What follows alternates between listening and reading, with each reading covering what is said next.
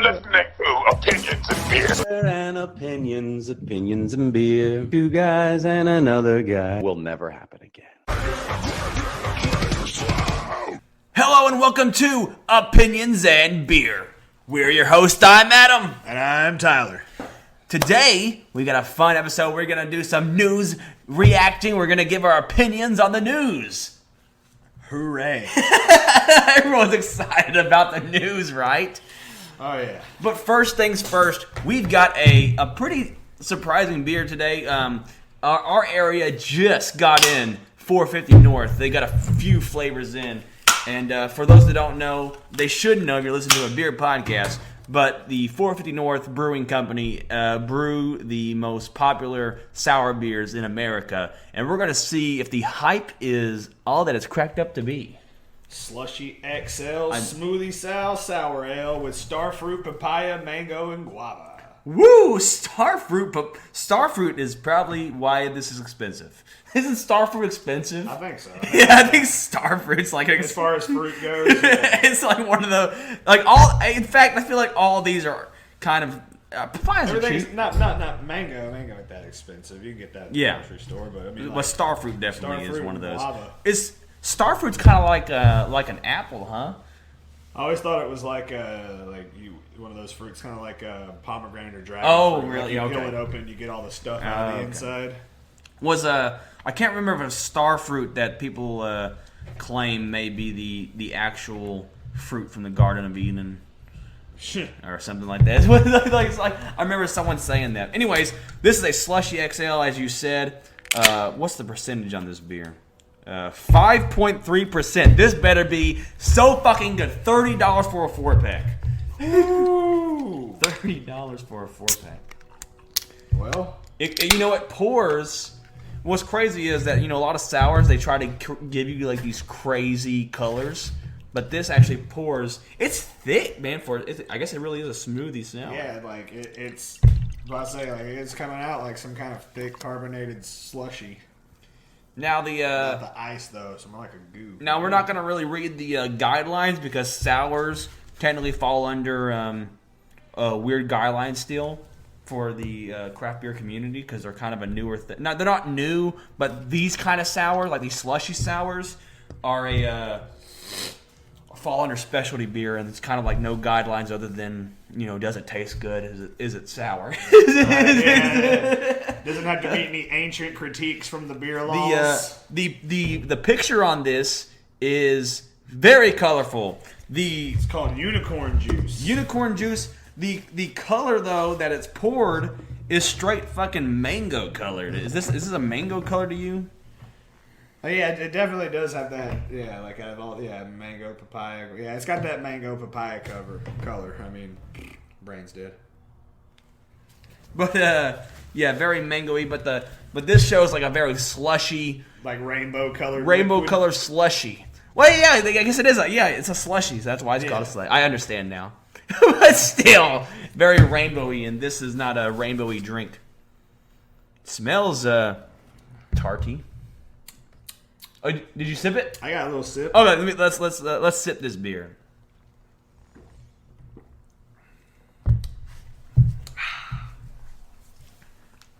Tastes like orange juice with a hint of starfruit. I'm definitely getting that mango. If I knew what starfruit tastes like, definitely getting that mango up in there. It's like you're saying, it's tarty. It's got like a nice bubbly fizz to it. It is thick though. Definitely for all the people at home wondering, it is thick. Oh yeah. It's like a thick like pulp orange juice. Yeah. Orange juice with pulp.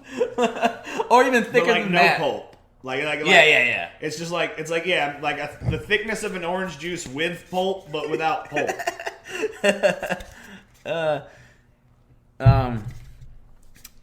I guess I don't know what these flavors are. Man, I guess I am getting mango. I'm getting more mango than anything. But you get a bit of the guava on the after breath.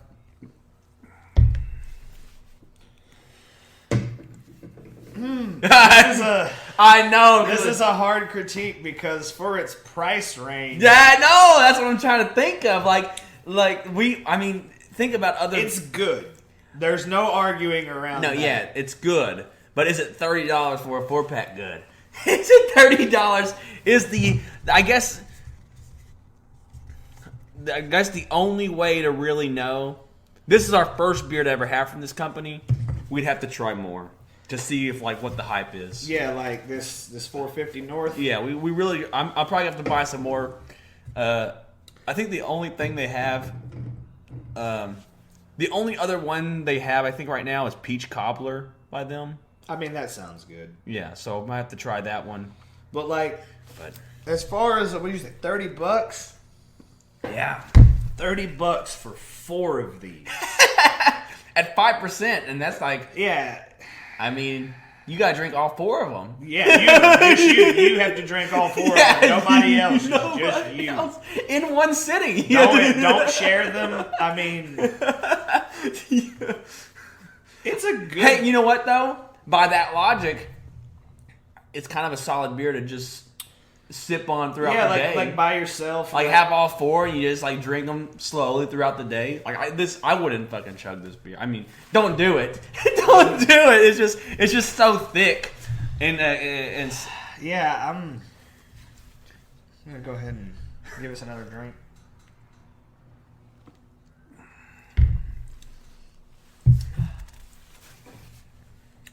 Man, it's like it's not just like mango. It's like a whole bunch of fruit gets up in your mouth. yeah. Then it's got that sour beer taste, beer flavor as you're swallowing it. Mm-hmm. Then the aftertaste. There's all this mango, guava, bitterness. Maybe starfruit's a little bit bitter. I don't know. Yeah, I have no idea what the fuck starfruit is. I know I've researched it. Let's see. Starfruit is this yellow thing. Okay, so Also known as 5 fingers. So the guava, the mango, and the papaya all have this yellowish color. So I mean, yeah, Okay. that's why the drink come out yellowish. Yeah, color. everything's yellowy. Starfruit tastes like ripe sweet with some tanginess. Okay, so that's the orange Oh juice. yeah, right there. Especially the ripe ones taste excessively sour or even bitter. I'm getting a little bitterness after it because this is a beer, of course. Yes. So it's like you're getting that slightly ripe starfruit with that bitterness. But then I'm just going to say the mango overpowers everything else, though. Starfruit tastes similar to the flavor of kiwi, but with lemon and lime sour taste. So, I guess that's what I'm getting. So I'm getting on that after drink, that tanginess. it's definitely a complex beer, and I definitely respect it for that. It's got a lot of flavor notes. A lot of flavor notes that you pick up as you're sipping through it, and it's got the tardiness of the guava and the starfruit and the flavor with that mango. And $30. $30. Yeah, $30. That's where this keeps bringing back to. We can talk about the taste and the head and the bubbly nature of it all day. There's no head. It had no head. Oh yeah, there was no head at all. If you wanted to critique beers on head, this is the perfect one. You'd be like, they didn't have no head at all. It just straight up poured into the glass. It was just as thick. It didn't even, like soda has more head than this stuff. Dr. Pepper has more head than this stuff. You know what? Yeah, is there carbon? There's mild you get some mild bubblies. Not too much carbonation. Yeah. It's carbonated, just, no head. It's just straight, juice. Yeah, it's like beer juice. Beer juice. Like if I've ever heard anybody say, man, I wish there was like a beer juice plant. Or it's unicorn juice. Unicorn juice. Oh my god. Who juices unicorns? Disgusting. Where the juice I am come? disappointed though in the fact that I know it's really hard to make a rainbow colored liquid. It's mostly if you're gonna get one, it'll come in layers. The bottom will be one color, and as you go up, so looking at this stuff, I was expecting a weird purple or but then it just came out like mango color, and I was just like, oh, okay, I guess this is where we're going, I know it's maybe they should have chose a different beer to call unicorn juice. They could have called this yellow fruit juice Yeah, well, I'm just saying. Oh yeah, that's pretty basic. I don't know. You know what I don't know. They could, copyright infringement, mellow yellow tang. Oh yeah. Hey, some beer people have some beer companies have taken that risk of copyright infringement. There's a San Antonio company that did a Big Red sour, and it's literally, but they literally did Big Red, and they sold a lot, made their money, and I think, but they did get some flack for like it being the Big Red. Yeah. So, what would you rate this beer? Man, if I had to rate, man, would I buy it again? That's another question too. Probably not. Probably wouldn't buy it again, but I think it's really good. I think if you have the money, if I had the money to just spend on buying the same beer over and over again, that was expensive, I would buy it again. But as it stands, as the weight on my wallet stands, cannot buy this again. So this is like a special celebration beer as it stands with its price range for me. This is like something that you buy. Like if you know somebody who doesn't like beer that much, but they like alcoholic beverages, this is like something you buy for like a birthday. Yeah. You know what I mean? You're like, hey, you and me are going to split some unicorn juice. Yeah. Because it does come off like a light alcoholic mixed drink. Yeah, you just sip it and enjoy it. And so I don't know. I'll give this an 8. I am literally right there with you. I'm going to give this an 8. 8 out of 10.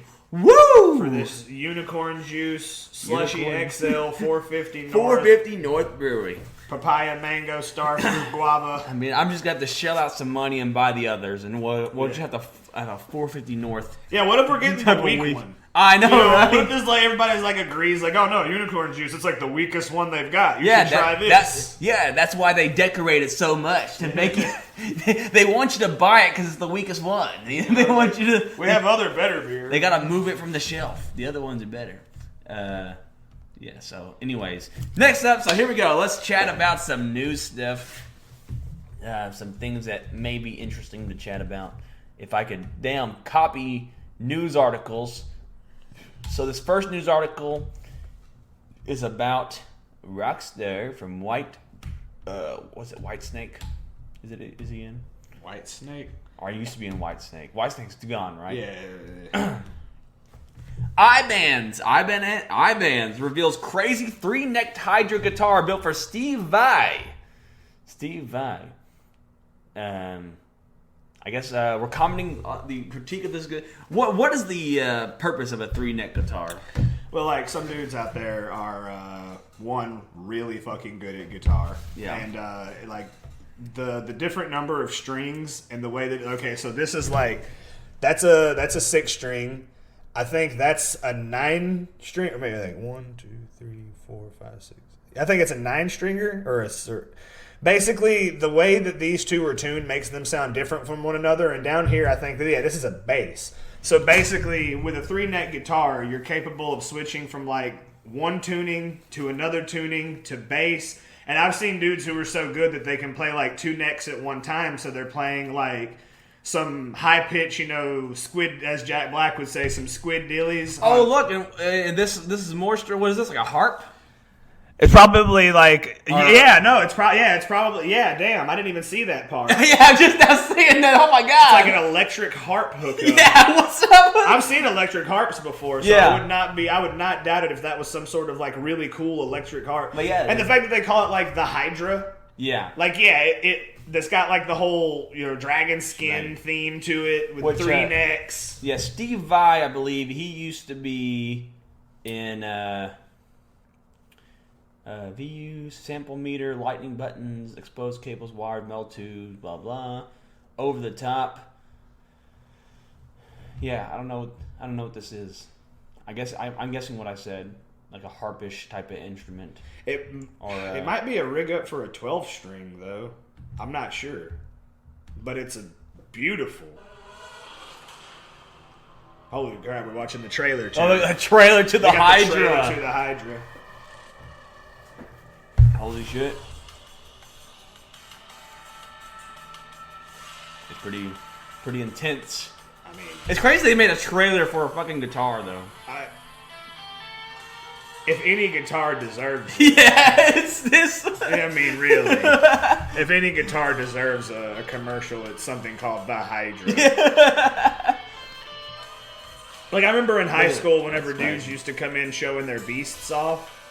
Okay, so it's got a 12-string neck. Drawstring on and off, drawstring volume. A bass neck. Half of it's fretless, which is for that slap bass. Bass on and off. I'm pretty sure fretless. 7-string neck. Yeah, 7-string. Okay. It's got pickups. Like, it's got a. Oh my god! It's got all of the editing equipment. 13 harp strings. Yes, harp string. Woo! There we go. Harp volume. And you can turn the harp on and off too. Yeah, Seducer. It's got a seducer. Sample meter. Dragonizer. I have no clue. What Climax regulator. Master on and off switch. Optional lamp input. Ethernet cable. So he can literally plug this thing into a computer, start playing, and it'll record it. Yeah. This is like a guitar and an editing table all in one. Yeah, how epic is that? It's like 3 guitars. Yeah, no, it's just 3 guitars, a harp, and an editing table all in one. This is epic. Brilliant. Yes, Steve Vai, he was in. Is it Whitesnake or White? Well, let's see what he was in. Let's figure that out real quick. Let's figure out who Steve Vai is and why he deserves a Hydra guitar. Frank Zappa, Whitesnake. Yeah, okay. Whitesnake, Spinal Tap, David Lee Roth Band, Alcatraz, Generation X, Bad for Good. Okay, yeah, no, you were right the first time. Whitesnake. Yeah, there we go. Whitesnake. And now I guess he tours. I think he tours solo. He does like the Buckethead thing. Yeah, where he's like a god of guitar. Yeah. And you just got to sit back and listen. Yeah. So that's cool. That's pretty interesting. You know what? Steve Vai deserves this guitar, and if any guitar deserves a commercial like that, it's this one. It's this one. I mean, I used to know dudes in high school that would come in with like their Beast basses. Oh yeah. The brand Beast. They come in with their bass guitars and be like, "Yo, check this out," and it looks cool. It's beautiful, but like this one, yeah, it totally shits on all of them because it's got a bass built into it. Half of the bass fretless. I mean, if I knew how to copy a fucking URL so I could get the next news thing on, it'd be easier. But so yeah, it's really cool though. That the guitar, and it's pretty crazy that they did that for him. And I guess I wonder if they're going to sell it. Now, they had a trailer for it, so they have to like sell it now, right? Yeah, I'm assuming. So I mean, it's like, built for Steve Vai, but I guess they're selling it as well to the public. To the public, for people who have the money. Next up, celebrities like Snoop Dogg and Paris Hilton are diving into the Metaverse. Have you heard about the Metaverse? Is that not Elon Musk, that fucking Facebook guy. Yeah, Mark Zuckerberg. Mark Zuckerberg is, he's trying to establish the Metaverse, which is it's pretty much it's like the VR chat thing. But yes, but it's like he's basically trying to create Ready Player One. Right, but it's okay. So he's created an interactive VR chat. You know how many people are just gonna go on there dressed as Ugandan Knuckles and be like, "Do you know do it?" Well, so but I guess this Metaverse thing is that he wants people to buy digital land. Okay. So property that's not real. Exactly. But you can visit it with your headset or whatever. Uh-oh. So, digital land, Snoop Dogg and Paris Hilton now own spaces in the Metaverse. And now you can actually, apparently, whenever it's finally ready for the masses, you'll be able to buy a lot. You can go to Snoop World. You can go to Hilton Land. You can buy a plot of land next to Snoop Dogg's mansion. But apparently Snoop Dogg will be able to, he's going to do virtual costumes. Not costume, what did I say? Virtual concerts. So he'll be able to be his avatar and sing. And you can go to his Snoop Dogg land and watch him. He's gonna be walking around. See him walking around. Be walking around a virtual world like wow, wow, wow. Yeah, exactly. Everybody's just gonna follow him. Paris Hilton will have every single one of her outfits in her house in her Metaverse, but you can then purchase the virtual version of her outfits for you to wear. So you too can dress like Paris Hilton in the virtual world. Because you can't afford the Armani in real life. Oh no! I mean, some of this. Look, the price of early access $2,000. $5,000. No, almost $2,000 for one of the 5,000 tickets to the first virtual concert in Snoopverse, in Snoop Dogg's land in the Metaverse. $2,000 for one ticket to see him virtually. Okay, but apparently people are going to end up having to pay like a lot of money for virtual real estate. Well, like yeah, if they dive into that shit. Have you ever heard of Eve Dust? Eve Dust? Eve Dust Online or Eve Online? Yes. It is a whale simulator. You know what a whale is? A whale? You know what a whale is? Like in the ocean? No, like in the terms of in the terms of gaming, Adam. Do you know what a whale is? I guess not. Okay, so have you ever seen any of those like phone app games? Yes. Lords Mobile, anything like that? Okay, yeah. You know how there's always the option to pay money? They claim out the ass that you don't have to. You can just play the game and level up, you know? But really, the way to win at those games is to put money in. We all know this. Yeah. So the dude who comes in and makes an account, and the first thing he does, he's a brand new player, but the first thing he does is drop like 10 grand on his account. That's called a whale. Okay? Okay. So that's how you can tell, like, me and my clan, whenever I used to play Summoner's War, me and the buddies on my clan, we could always tell who was a whale and who wasn't because we weren't whales. Like, we were all poor dudes just trying to play the game and have fun. But you could always tell when somebody's a whale because, like, you look at their account and it says, like, okay, my account. Back when I had it. Yeah. It had 5 years worth of days tallied up. It's like, you've been playing Summoner's War for 5 years. And then you look at some guy's account and it says, like, you've been playing Summoner's War for 19 days. And he has, like, more creatures than you, better runes, more epic gear, the highest rank. And you're just like, oh, yeah, that's a whale. Oh, yeah. You're like, that's a whale right there. Well, like, yeah, in Eve Dust, it's a game where you, like, buy spaceships and, like, you can own your own, like, space, like, corporation or empire or trading group. Yeah.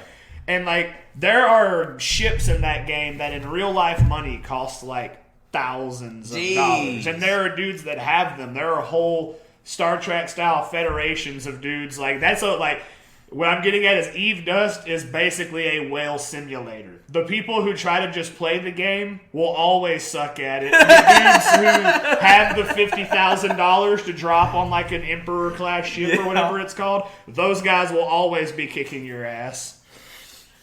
Oh my god, that's just so. I mean, I hate those. I hate that it's come down to where, like, I mean, I feel like a lot more games are going towards that direction of, like, pay to play, the pay to win. Like, yeah, I mean, like, I played Destiny, so I'm a victim. I'm like a proprietor of it as well. But like, yeah, I mean, Fortnite.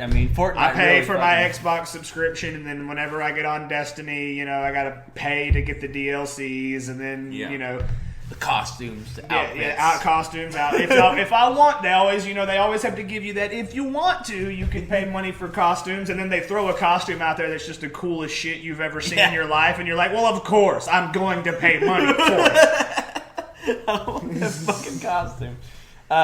Speaking of the Metaverse, PlayStation creator snubs Metaverse and VR headsets. Tech should blend rather than separate, is what he says. He feels like going into the virtual world is a step back, where the PlayStation creator feels like the real step forward to is bringing the game into our world. Well, yeah, kind of like more like a Star Trek, where instead of like going into the VR world, bringing the VR world just like the holodeck. Yes. You don't go into VR. VR comes to you. Which, honestly, I can see the side of both arguments that make sense. And I will say this, like, back in the day, the whole idea was literally one of those two things. Back when computers were first released, you had the whole Matrix identity concepts, like, oh, what if we could go into the computer? And then you've always had concepts with, well, what if we could take stuff in the computer and bring it out here into the real world? Yeah. And I can see why he also being the leader, the owner of PlayStation. Yeah, the creator. Yeah, the creator. I can see how the creator of PlayStation would be on the side of like taking the cyber world and bringing it into the real world, because that's kind of what video games have always tried to do, is bring you a little piece of this fake world to play. And then, like, later on in years, the idea became, like, get immersed into it. Don't you wish you could go into that world? But that was always a split, kind of like in the early days of the computer, password versus no password. Yeah. So, like, there have always been people that want to go into the computer world, and there have always been people that want to bring their favorite stuff out here into the real world. That's why I like the Mario Land. Oh, yes. They're opening up Mario Land in Japan, and they're, you can ride it, Yeah, they're slowly to do it for Orlando too. They're building it. You can ride a Yoshi. You can go and hit a brick. Haven't you ever wanted to jump up and punch a brick? You can go so yeah, I get what he's saying. Bring it into the real world. Who doesn't want to go down a pipe tunnel and punch a brick and get gold coins? And who doesn't want to do that? Not just with your character on the game, but don't you want to go and do an uppercut jump to a brick? Yes. But it is kind of crazy how. The only thing about VR that I really like is like those cradles. Like I've always been one of those guys that's like, oh man, wouldn't first person shooters be so much fun if you could like run? Yes. And that's why I love those cradles. I've seen videos of dudes playing in them, they're holding a little VR gun thing. And they're just like running. And they stop and get behind cover and start shooting. And you're like, that looks really fun. And all this whole like, oh, people need to get out and get active. That's a real like. That guy looked like he was sweating. He was running around so much. He was trying to win. He's trying to win. It's pretty insane. Another interesting talking point about how we're evolving in technology and whatnot. What are your thoughts about what Amazon's trying to do? Implement more is buying stuff from your TV screen, like.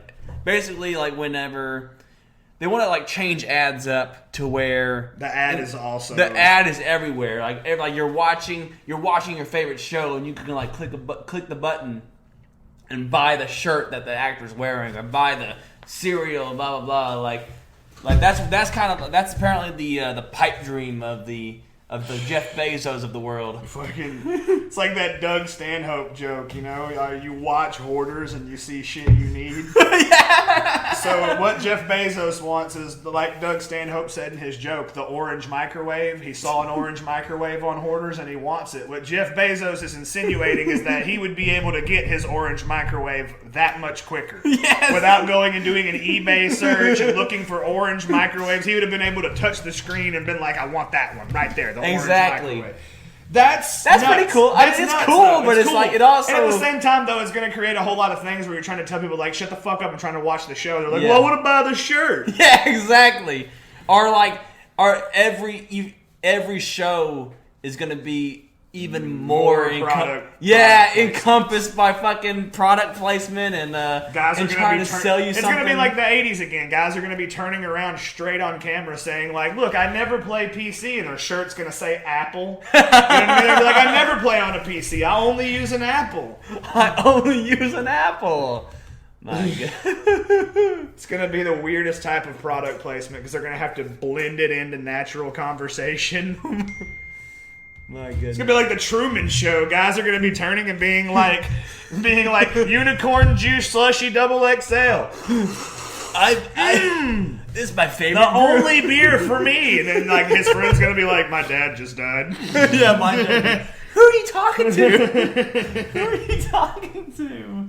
My God. All right, what's next? Next up, experimental cancer drug mimics benefits of fasting to fight obesity. Is that sarcastic? Huh? Is that being sarcastic? Experimental cancer drug mimics benefits of fasting to fight obesity. Basically, they were trying to find a cancer drug, and instead they found a way to fight obesity by tricking your body that it's fasting. Basically, it's so it throws your, what is that called? Ketosis or whatever? So it throws your body into ketosis? Yes, it basically tricks your body to thinking that you've been fasting. Well, that's not good for a cancer drug. Those guys need to eat more. No, exactly. exactly. So I guess they discovered the opposite of what they were going for. But, like, heck, now we can sell this. It's currently being studied as a potential treatment for a range of cancers such as sarcoma, breast, and pancreatic cancers. It works by breaking down an amino acid in the blood called arginine, which robs cancer cells of an important fuel source. Behind the breaking down of arginine, the scientists, so does it break down food instead? Engage in a self-eating process called autophagy, blah, blah, in which they burn their own waste products for fuel. This is an effect observed during fasting when no new fuel is introduced into the body. So it tricks your body into into fasting. So it helps with certain types of cancers, I'm guessing. Yeah. Which is, I mean, that's good. Or no, it was, I mean, experimental. So they were making it to do that. Does it do that? No, or maybe they don't know. But it does. But it does. Body to mimic the idea that it was fasting. What are your thoughts on on things like on these experimental drugs and things like that, and all the experiment stuff, especially with? Well, I mean, we need them. No, we do. We need them. I mean, but is it? You don't want to be one of the like you know. I know it's like always been a cruel joke, but it's like you don't want to be like one of those guys who said like polio vaccine. I'm not taking that, and now he's like the last living guy in an iron lung. You know, because it's just no. You just don't want to. You don't want to go that way. No. It is weird though that I feel like we're always. Is it weird that we haven't discovered a cure for cancer yet? I'd say, I mean, with as much research that's gone behind it, it's weird that we haven't made any more of a breakthrough than something like this. We tried to make a cancer drug and we made something that fight obesity. We made a fight for obesity, which is gonna sell like hotcakes. We can't make money off of curing cancer, but we can make money off of fighting obesity. And it'll make your body think it's fasting. Okay.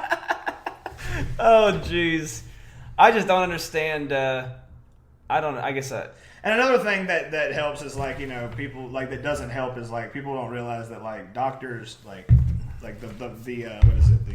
occupation of doctor does pay well, but the hospitals, they're funded by the government and by corporate donors. Corporate donors. Yeah, donors. So, like, take like a really poor hospital for example. Pfizer. Take like a really poor hospital, for example, and don't let people think that there aren't poor hospitals. There are. So you take like a poor hospital. Yeah. Oh shit. You take a poor hospital. It's like, I mean, all I'm getting at is like there's actually not enough money going into these researches as there should be. Yeah. Like, I forget the math, but a buddy of mine brought up last week that we spend like some odd big number of millions of dollars every year on like new shit for our military, And like my buddy pointed out, like if they were to take like 1/8, which isn't that much, 1/8 from one of the branches, like allocate 1/8 of the money that goes to one of the branches of military to just permanently give to cancer research. And like see how just literally see how fast it speeds up. We've developed machine guns that can shoot down hypersonic missiles over the past 10 years. Imagine if 10 years of cancer getting as much money as bombs get. Yeah. If cancer got as much money as bombs got just for like a year, we'd probably have major breakthroughs. Cancer makes people the most money. I don't know what to tell you. Cancer and war. Cancer and war, but not people, just like government. Yeah, that's what I'm saying. It makes companies the most money. Fucking pharmaceutical companies makes pharmaceutical companies so much money. Cancer. I mean, yeah, and I don't subscribe to like conspiracy theories or anything like that. Yeah, but I do understand that there is like a corporate hierarchy of people that want to make a lot of money. Yeah. And ergo, doing anything that goes against the grain of making a lot of money, that will always kick and fight and scream and argue against it. Intense medical. That's some medical. It's okay. Like, have you heard the stupid argument that like, okay, what is it? Jeff Bezos has like $300 billion. Yes. You know how many people there are on the planet? How much? There's like 8 billion. Okay. So he could literally 300 minus 8 is 297.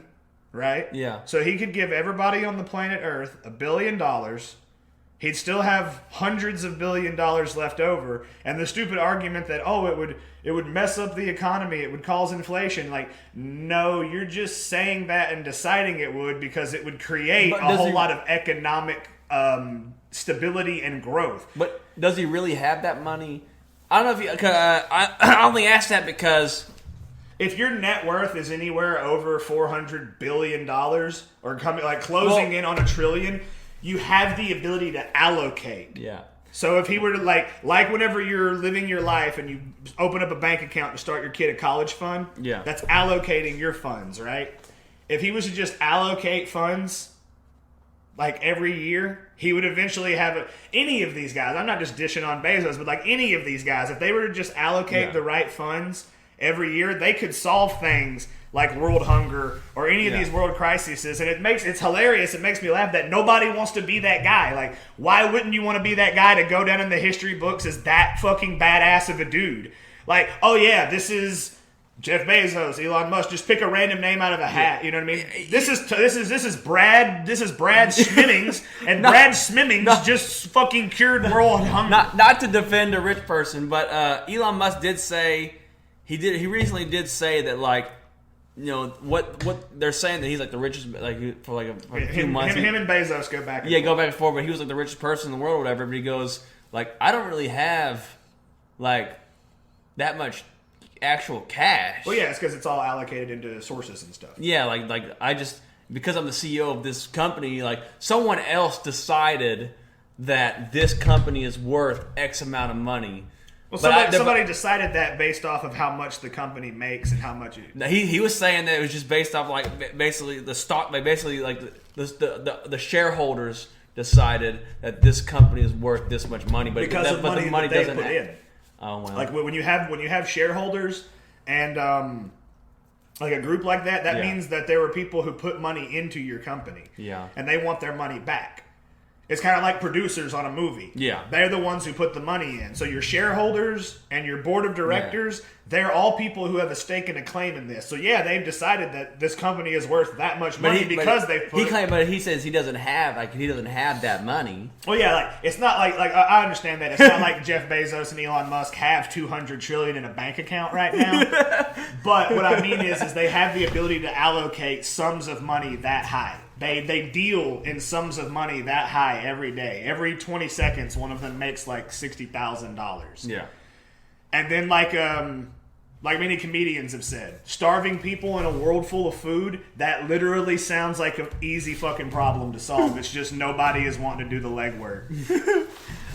Next up, we got some weird news. A judge in Michigan, she was forced to apologize. I say she was forced. She was basically... you have to apologize for saying she wished she could jail a 72-year-old cancer person for having a weedy property. Yep. You see, the people around him in his house with the weeds growing up, they complained because, you know, his house was their fucking problem, apparently. And they couldn't keep their nose out of their own goddamn business. So they proceeded to probably annoy him with their petty bullshit. She ordered Burhan Qadri to pay $100 for failing to get rid of weeds and other vegetation at the rear of his property. The judge had to apologize for saying she wished she could jail him for it.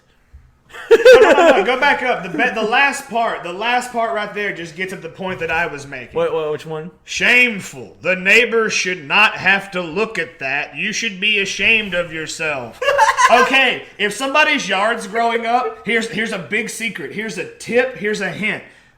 Mind your own goddamn business and look the other way if it's blocking your fucking precious view so much. You're gonna really take a 72-year-old cancer patient and be like, you're not picking your weeds or mowing your yard. Do it for him then, you arrogant ass. You had the energy to get out of your house, to crawl yourself from your couch you were attached to, and walk your ass over to his yard and knock on his door and bitch about it. Go pick the weeds for him. Go mow the yard. Be useful. Why Well, how much gall does this? This is probably why the judge is being forced. Oh yeah, no, the balls on this person, the amount of entitled balls that this person has, like, this is shameful for a 72-year-old man to not be out there killing himself in his front yard because the county said so. It's so fucked up. That's the problem. Like, homeowners associations, please, I hope, hey, if you're in a homeowners association and you're listening to Opinions and Beer, remember this. Your shit don't mean shit. Your rules are fucking stupid. Get over yourself. Yeah. If somebody wants to paint their house polka dot, they should be able to paint their house polka dot. Oh, it's going to lower my property value. Then take care of your property better. Right? My God. I just can't believe that, like, it's just insane. Like, who are these people that get these positions of powers that say things like well, not this? just that, but who are these people who fucking who called on it? Who's the fucking dick who called on a 72-year-old cancer patient? This yard is just... This yard's terrible. It's blocking my precious view. I look over at that yard and I am disgusted. And then you're just like, dude, who the fuck are you? Shut the fuck up, man. Well, and it even says somewhere right here, it says, wasn't I think the corner, it's like the corner of the yard. The rear of his property. At the rear of his property. So what does that mean? That's the backyard. The backyard. Who's looking? Did he have a fence? Who's looking in somebody's backyard like, that's not mowed? Does that mean the front yard is mowed? Yeah, mow it for him, asshole. I bet you the front yard looks good. It's like, there's some weeds back there. $100. He still had to be. He was still fined $100. Yeah, you're gonna. She didn't apologize for fining him $100. Yeah, no, she apologized for saying she wished she jailed him. I'm not apologizing for bringing him to court and causing him massive uncomfort. Yeah. No. I'm actually ashamed that I said what I said. That's such bullshit, man. Yeah, because she's only ashamed because she got called out on her bullshit. Yeah, because she got called out on her bullshit. Because she's a judge, self-entitled bullshit. Yeah. I wish I could have just thrown him in jail with the fucking rest of the savage animals like him. My God. See, this is why nobody respects the fucking order of shit. This is why nobody respects cops. Nobody respects judges. Is because the ones who get fucking put on the news literally give everybody else a black eye. Right. How are you supposed to trust judges when you know that one of them can sit around and say about a 72-year-old cancer patient, like, I wish I could just jail him for not cutting the weeds in his yard. Oh my God. It really proves, though, that lady, I would say this to her face, she has no real fucking problems. If that's her mentality on things, I wish I could send him to jail for his horrid offense. You have no real fucking problems in your life. Must have been a slow judge week. Yeah. She's just like, there were no drug offenders, there were no innocent black people to throw in jail, so she had to take this 72-year-old man and just dunk on him. No jaywalkers. No jaywalkers to shoot. You 72-year-old man. You should be jailed for your weeds, your grass. Your weedy yard, your horrid, disgusting yard. It's so fucked up to think about.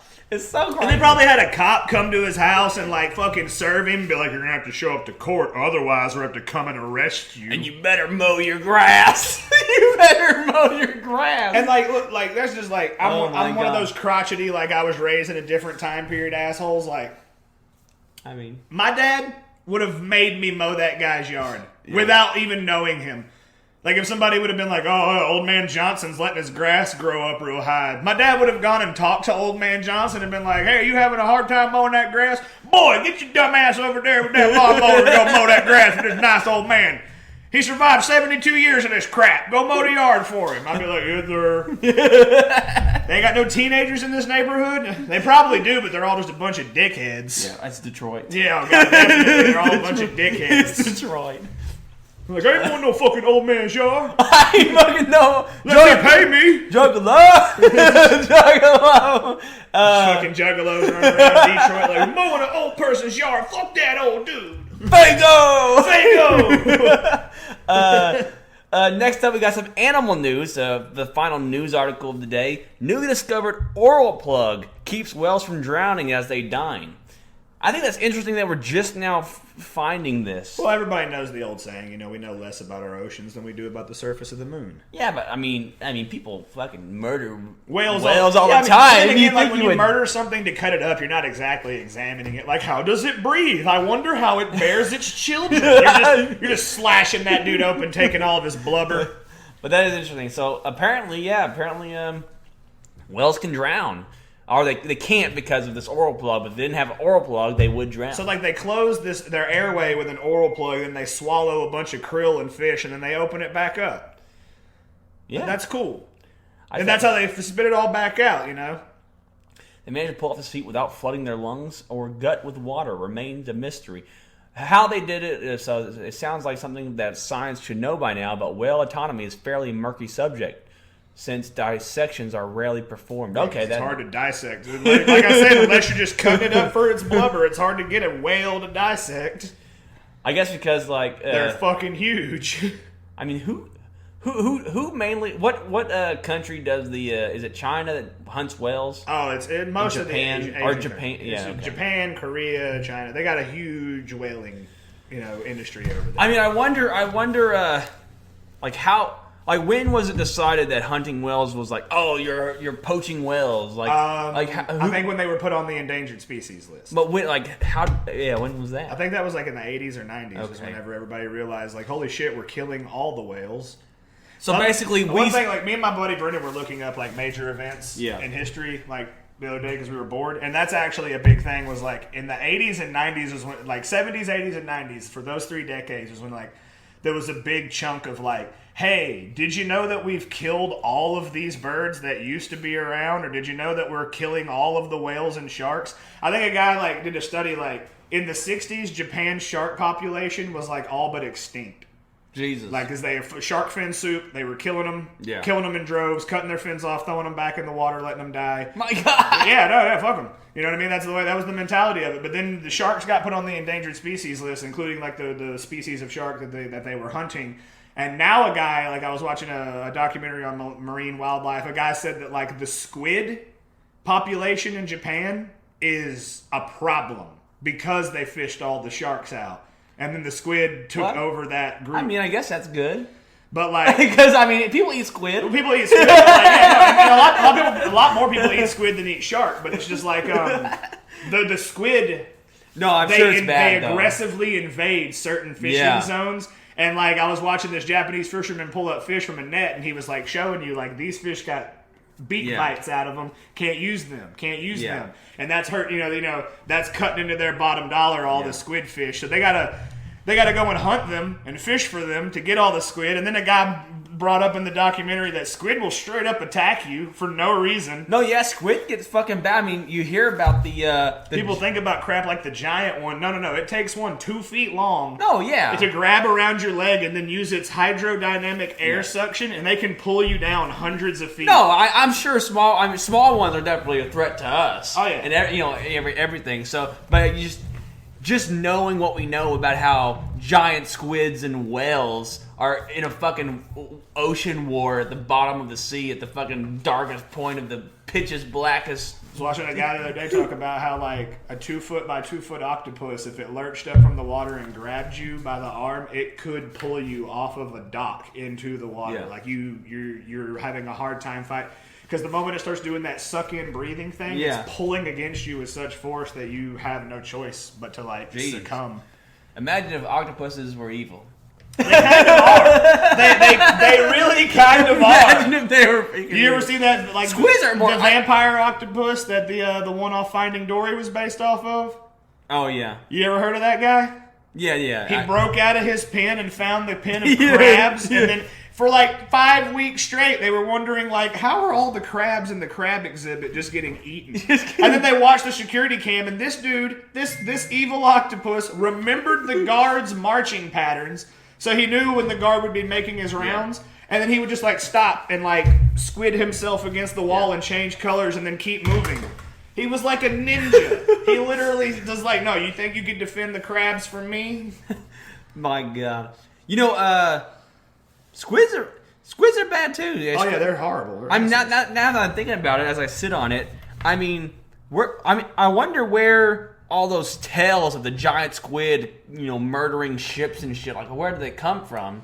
They have to come from, like... A lot of it's probably conjecture, but a lot of it probably comes from, like, exaggeration. Like, we know, like, there was that one that happened in, like, the 80s. Yeah. That was documented. Like, a guy and his son were on, like, a rowboat, and they thought that they saw a big squid carcass, which had been washing up a lot. So when they rowed over to it, started poking at it, the thing started fucking smacking and flailing at them, almost pulled their little dinghy boat down. Yeah. Almost pulled it down. So, like, yeah, no, we know that shit like that can happen and get really real for you really fast. But, like... It's just always interesting to try to think about where did these tales come from, like a giant squid pulling down a pirate ship. Yeah, I think that is an exaggeration. I think probably these dudes may have seen like one of their, you know how when you go like whaling, you have the smaller boats beside the big boat. I'm pretty sure somewhere in history, one of those smaller boats got its shit fucked up by a giant squid, and then the story just kept moving like, oh, it messed up their boat, and then, oh, it messed up a boat full of men, and then, oh, it messed up a ship. And then conjecture makes it grow like that. Yeah. The whole thing about, remember when we were in school, the teacher whispers something in one kid's ear and tell you to pass it all the way around the room, and by the time it gets to the last kid, it's just not what she said at all. So, like, it's probably like that. Like, a fishing boat was probably attacked by a giant squid, and then that story evolved into, oh, a squid pulled a whole ship of men down to the briny depths. I'll be honest with you, I purposely would say the wrong thing during that game.